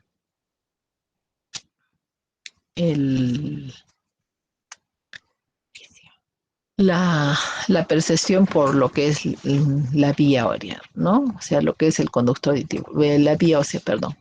Entonces, y en azul, lo que es la vía aérea y el signo mayor, la vía ósea. Ahora, si evidentemente el paciente, nosotros le ponemos el sonido y no nos responde porque, sigamos, estimulamos el oído izquierdo y nos responde en el oído derecho, entonces nosotros tenemos que proceder a bloquear este oído, ¿no? Entonces a esa acción de bloquear este oído, ¿no? Este lado derecho, le llamamos enmascaramiento. Entonces ahí cambia la simbología de lo que es el registro en la audiometría. Entonces lo registramos como un triangulito, ¿no? Ya no lo registramos como un redondo, ¿no? Y en el caso del oído izquierdo lo registramos en un cuadrado. Y en el caso de la vía ósea ya lo registramos como una corcheta. Ahora, si evidentemente estamos mandando el sonido y el paciente nos refiere dolor, entonces hacemos un triángulo rectángulo y eso nos va a indicar a qué nivel el paciente siente disconfort en la percepción del sonido. Ahora, si el paciente no percibe el sonido, ya sea por vía aérea o por vía ósea, le aumentamos esta flechita hacia abajo y hablamos de una pérdida en ese oído. Entonces, la audiometría es este registro que tenemos aquí, ¿no es cierto?, que se mide tiene dos entradas. Una entrada para las frecuencias que van desde 125, 250, 500, 1000, 2000.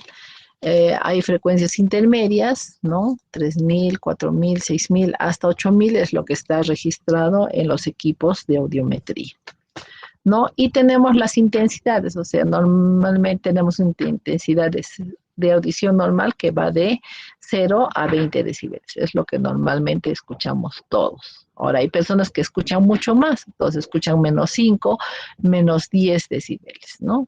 Y los perritos más allá.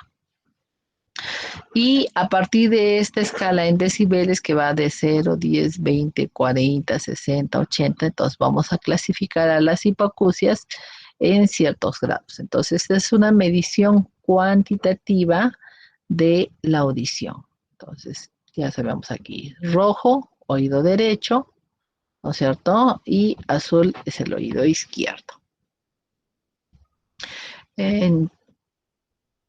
Esta audiometría lo hacemos generalmente a partir de los 7 años. ¿Por qué? A partir de los 7 años recién el paciente colabora y podemos pensar que el examen es confiable, ¿no? Pues, por ejemplo, un niño con retardo mental no vamos a hacerle audiometría, porque obviamente el examen no es confiable. Entonces, de acuerdo al audiograma, vamos a diferenciar, ¿no? De menos 10 hasta 20 decibeles, hablamos de una audición normal, de un rango normal de audición, ya sea en niños o en adultos, ¿no? Y luego las caídas, como habíamos observado, nos van a dar ciertas pérdidas, entonces hablamos de una pérdida auditiva leve, que es de 20 a 40 decibeles. Luego tenemos una pérdida auditiva moderada, que es de 40 a 55, 60 decibeles. De ahí tenemos una pérdida severa, ¿no es cierto?, de 70 a 90. Y una pérdida profunda cuando está en este rango de 90 a 120. Y hay pacientes que no perciben nada. Entonces, cuando no perciben nada, hablamos de una anacusia o cofosis, ¿no? Entonces, aquí en esta curva observamos evidentemente, como dice, de 0 a 20 es el rango normal. Pero vemos que a partir de, bueno, nuestra imagen debe ser de 1000, entonces la audición empieza a bajar. Tiene una caída, baja, baja, baja, y luego recupera un poquito este nivel, o aquí está horizontal. Entonces, hablamos de una hipoacusia sensorio-neural porque tiene esta imagen, ¿no? De leve, o pérdida leve a moderada. Entonces, las hipoacusias sensorio-neurales son las que tienen este tipo de curva. Hablamos de una hipoacusia muy mixta cuando hacemos tanto la vía aérea como la vía ósea y tiene una separación de más de 30 decibeles. Entonces, decibeles es todo este rango de acá, ¿no? 0, 10, 20, 30, 60. Entonces, aquí de este cuadradito acá hay 10, de aquí hay 20 y de acá hay 30. Entonces, vamos sumando. Entonces, si es una separación mayor a 30 decibeles, hablamos de una hipoacusia mixta. donde hay un compromiso tanto de la vía aérea como de la vía ósea. Y hablamos de una hipoacusia conductiva cuando es de 30 a menos decibeles esa separación.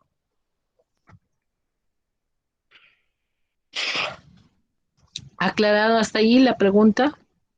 ¿Se comprendió mejor lo que era hipoacusia conductiva y lo que era hipoacusia sensorial? ¿O todavía quedan dudas? ¿Podría repetir una vez más, doctor, el esquema que he explicado, por favor? ¿Ya? Gracias, doctor. Entonces, hemos dicho que la audición normal va de 20 hacia abajo, ¿no es cierto? O sea, porque puede ser, por ejemplo, los músicos tienen una audición de menos 10, menos 5, 0 decibeles. Ellos captan los dos, los res, los mis, qué sé yo, por eso también cantan. En cambio, los otros que somos el común de las personas, generalmente estamos entre 15, 20, 25 decibeles. Entonces, si hablan de una normacusia de 0 a 20 decibeles como un estándar. A partir de ahí se ha clasificado las pérdidas en una pérdida leve, una pérdida moderada, una pérdida severa y una pérdida profunda que lo vamos a extrapolar al registro que nos grafique el paciente cuando le hacemos el examen de medida de audición. ¿De acuerdo? Entonces, si, como en el caso de la autoesclerosis, veíamos que el registro estaba en estos rangos. ¿De acuerdo? Entonces, ahí hablábamos de generalmente un tipo de hipoacusia conductiva, pero ya cuando la audición empieza a caer en diagonal hacia las frecuencias agudas, a eso nos falta. Entonces, las frecuencias son estas: 250, 500, 1000, 2000, 4000, 8000, aunque lo vamos a ver más adelante. Entonces, las agudas son 2000, 4000 y 8000. ¿Qué son tonos agudos? Las voces de las mujeres, las voces de los niños. ¿Y qué son tonos graves? Las voces de los hombres, como el compañero que nos antecedió, que están entre 500 y 250. Entonces, es una voz más gruesa, más fuerte, esas son frecuencias graves. Y el área en la que nosotros hablamos, conversamos, emitimos nuestros sonidos, está entre 500, 1000 y 2000.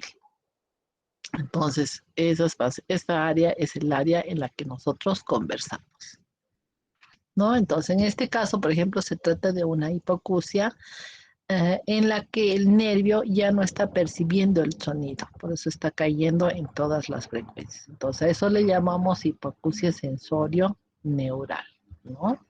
Entonces, porque está cayendo tanto en 2000, en frecuencias de 4000, 8000, que lo hemos visto en lo que era la cóclea, ¿no es cierto? La cóclea tiene un registro de las frecuencias. En la segunda vuelta están las frecuencias agudas, ¿no? Que serían 4000, 8000. Y hacia arriba ya va bajando, ¿no? La frecuencia en la que se capta el sonido.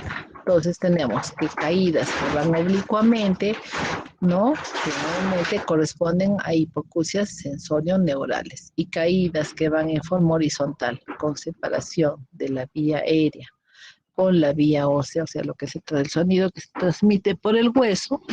Entonces se habla de una hipoacusia conductiva cuando esa separación es de 30 decibeles a menos. Entonces, 30 decibeles es 1, 2, 3 cuadraditos, menos 1, 2 y medio cuadraditos. Entonces, aquí hablamos en este registro de una hipoacusia de conducción.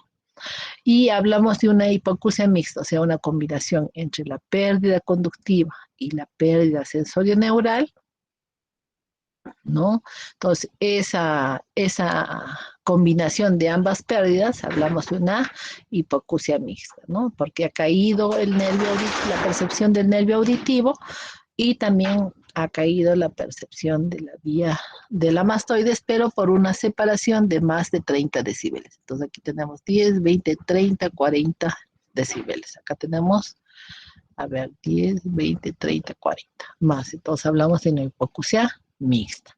En este caso también acá hay una hipoacusia mixta porque tenemos 10, 20, 30, 40 decibeles de separación entre lo que es la vía aérea y la vía ósea. Normalmente en nosotros, por ejemplo, la vía aérea con la ósea, que estamos todavía un poco jóvenes, van a ser paralelas, ¿no?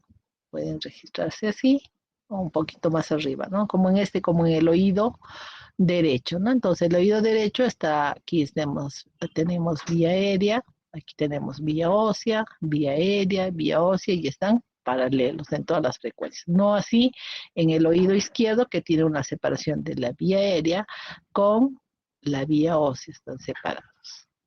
¿Un poquito más claro? Doctora, mucho más claro, gracias, doctora. Ok. Entonces vamos a escanearles algunas audiometrías también para que puedan evaluarlas. Listo, jóvenes, entonces nos quedaría en la siguiente clase. Voy a tratar de entrar unos minutitos antes para que veamos algo. Práctica, de acuerdo. También para enfatizar los temas. Doctora, un Gracias, favor, ¿no? doctora. Diapositivas. Dime. No sé si Sí, nos sí, puede se las tengo hacer que... diapositivas, Sí, doctora. se las tengo que compartir. Ya les compartí las primeras, creo. ¿Han revisado? Falta de estas últimas 3 clases, doctora.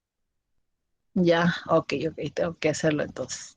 Sí, doctorita, por Listo, favor, para que no se nos ya, acumulen los temas. sí, para que puedan repasar mejor, porque ya el examen está próximo, creo. Sí, Sí, doctorita. doctorita, por favor, ¿nos puede compartir la grabación también, por favor? Ya, ok. Sí, por favor, Listo, doctora. Muchas gracias, doctora. listo, ok. Gracias, Ya, doctorita. muchas Hasta luego, gracias. doctora. Buenas tardes, hasta luego. Buenas tardes. Gracias, doctora. Buenas tardes. Gracias, doctora. Buenas Hasta luego, doctora. Buenas tardes. Hasta luego, buenas Hola, tardes. doctora, ¿me escucha? Dime, te escucho. Hola, Ahora doctorita, te escucho. cuando